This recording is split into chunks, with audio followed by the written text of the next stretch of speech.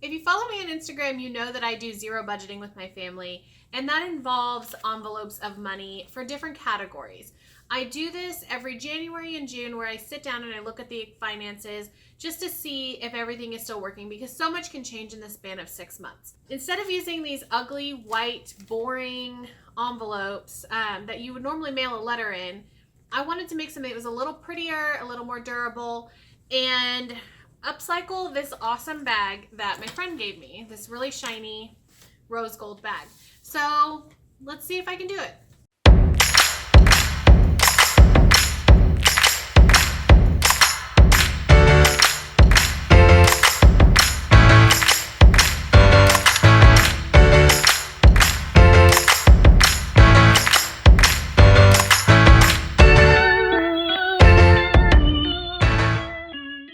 I know that I already like the size of this envelope because it fits a dollar bill pretty neatly. It's also wide enough to fit any receipts that are bigger than a dollar bill. So this is the size I'm going to go with today for the envelopes that we're making.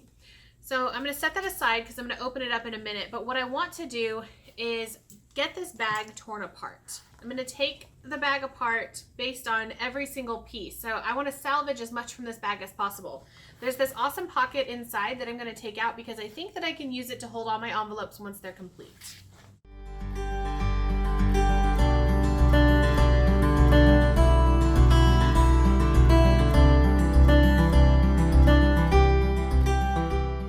So I took off all the parts that are technically extra. So we got the straps, this little luggage tag type piece that came off of it. The snap closure for the bag itself, I think I might use that on the pocket, so we'll see how that works. And these cute little charms that came on the bag as well. So now I have to figure out how to get the bag open to maximize the amount of fabric that we'll have to make our envelopes with.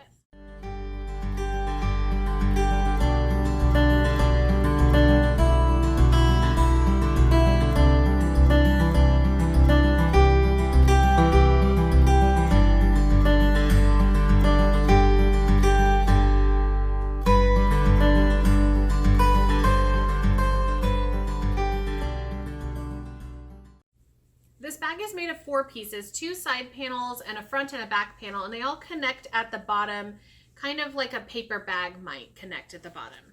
So I've opened it up completely with trying to maximize the amount of fabric space that I have to use for my envelopes. The next thing I'm going to do, I'm going to set this aside, and I need to open up my envelope. Just carefully going to run my finger along where the seams of the envelope are to try not to tear it too terribly. If you don't happen to have any of these envelopes laying around your home, find one from your mail. I know a lot of junk mail comes in envelopes this size, or there's even templates that you can print offline. However, I had this lying around, so this is just what I'm going to use. Now that I have the envelope open, I'm going to lay the fabric out to see how many pieces I can get out of the fabric, and I'm just going to trace it with a permanent marker on the wrong side of the fabric.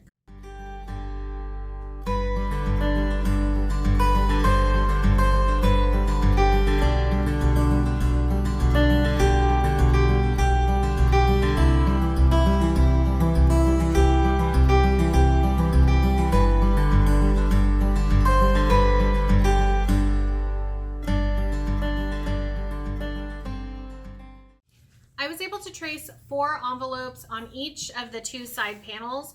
So just so that I don't have to redraw all those over again, I'm going to just pin my second piece of fabric to this one and cut them both out at the same time. I did end up using this seam where this 2 pieces of fabric meet to my advantage, and I got 2 envelopes out of it. So I'm going to make sure that that matches perfectly with the other side of the bag.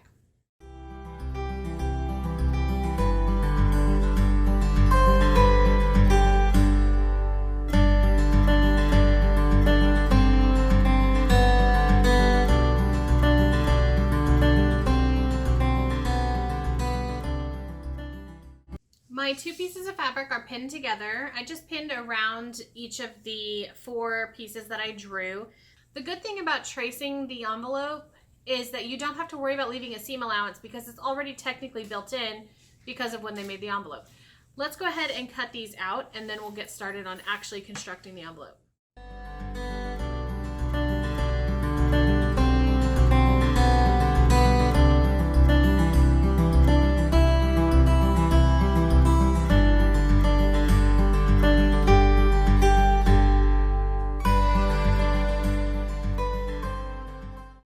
have all 8 of my envelopes cut out of my fabric.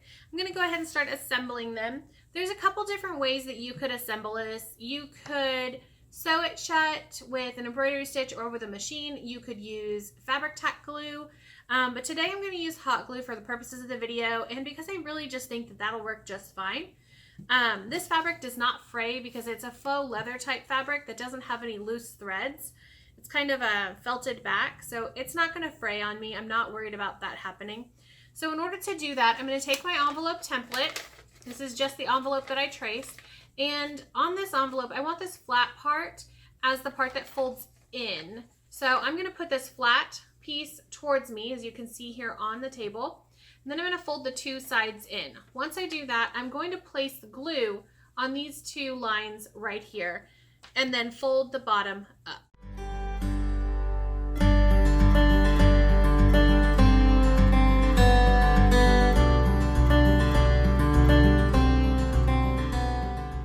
At this stage, my envelope bottoms have been folded up and glued together. The next step is for me to add a closure. You might want to take this opportunity to label your envelopes by either writing on the back with fabric paint or a marker, or maybe embroidering the category for your envelope.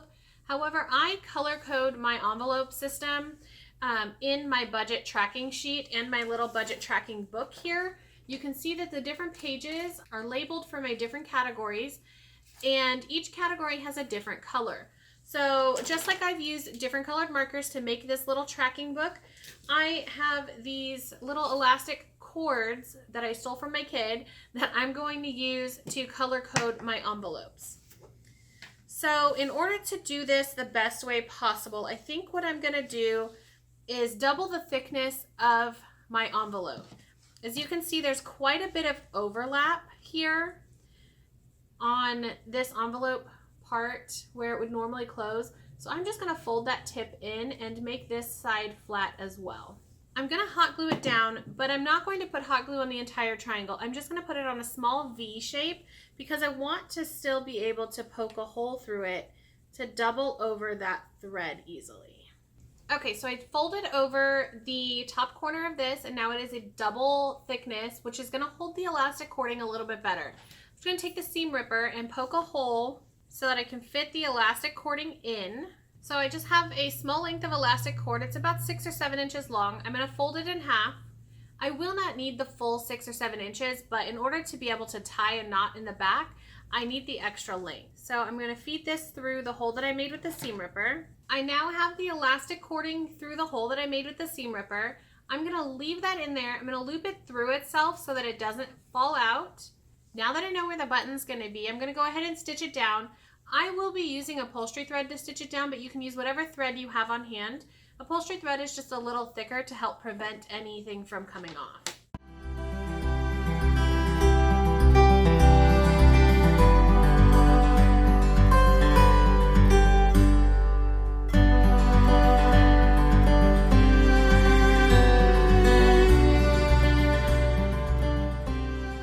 The button is attached to the bottom of the envelope, and I'm going to fold the pocket over again so that I know where my elastic thread needs to be tied.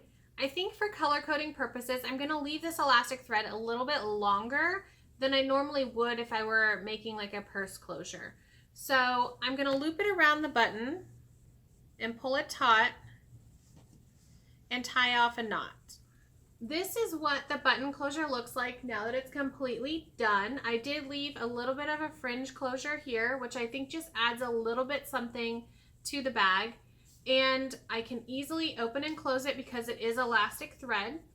So I'm really, really happy with the way that this turned out. I'm going to go ahead and make the rest of them, and then we'll work on the pocket itself.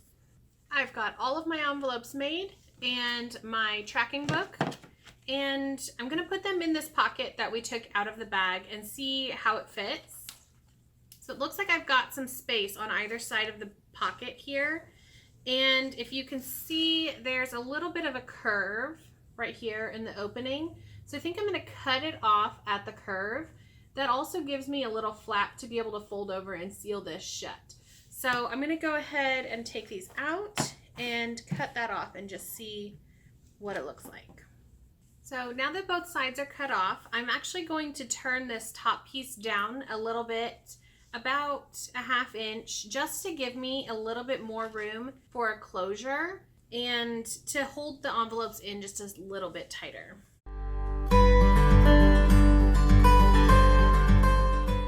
To bind the edges, I just cut a piece of this extra fabric about 3/4 of an inch wide. Now that both of my binding pieces are done, I'm going to add them to the bag. And to do that, I'm going to use this finished edge at the top of my bag and just add a glue line all the way up this side. Don't worry if the binding that you cut is too long, because we're going to fold it in to create a nice seam on the back side. Okay, it's glued to the front side, and as you can see, I have this extra bit hanging over on the back. I'm going to cut about a 1/2 inch down of what's left to create a nice seam at the bottom. So we folded over this part at the bottom. I'm going to take my scissor and do a diagonal cut from this corner to where this piece of fabric meets the bag right here, just to give me a nice clean connection there. Once you snip it, that's what it should look like. And then I'm going to add glue all down the back of the bag, and then I'm going to fold this over to meet the back of the bag. I have put the binding on both sides of the bag now, so now it opens perfectly fine. There's no weird glued down spots. And I'm going to add these snap closure parts that came off of the original bag. To do that, I'm just going to figure out where this needs to lay on my actual flap. So I'm just going to put this in position and close the flap to see where it needs to lay. I'm going to glue down the female part of the snap to the center of the bag, just with some hot glue. To reinforce this, you definitely could stitch it on, but I think for the purposes of what I need, this hot glue is going to hold just fine, just like it has for the rest of the bag. So I'm just going to glue this down all the way around. I did put a sufficient amount of glue on there, so none of the edges are coming up. So I'm just going to put some glue here on this part and stick it down to the tab right in the middle, right on the center of our closing flap. Here is our completed budgeting pouch. It's super cute. I love how it actually matches the stuff that I have for my purse. It looks very inconspicuous. Nobody would know that this is a budgeting pouch, but of course inside I do have all of my envelopes and my tracking notebook. So this is going to be perfect for me for the next half of the year. I'm really excited that we were able to make that with a bag that I wasn't even using.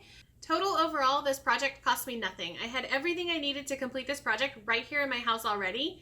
So next time you think about throwing out an old bag that you didn't like, or have a crazy idea for another project that you'd like to complete, take a look at what you have around your house. You might just have the perfect thing sitting in a closet not being used. So thank you so much for joining me today. I really hope that you enjoyed our very first craft project on this channel. If you did, please make sure to give it a big thumbs up. If you loved this video, please make sure to subscribe. And don't forget to click that little bell icon to get notified when I post a new video every week.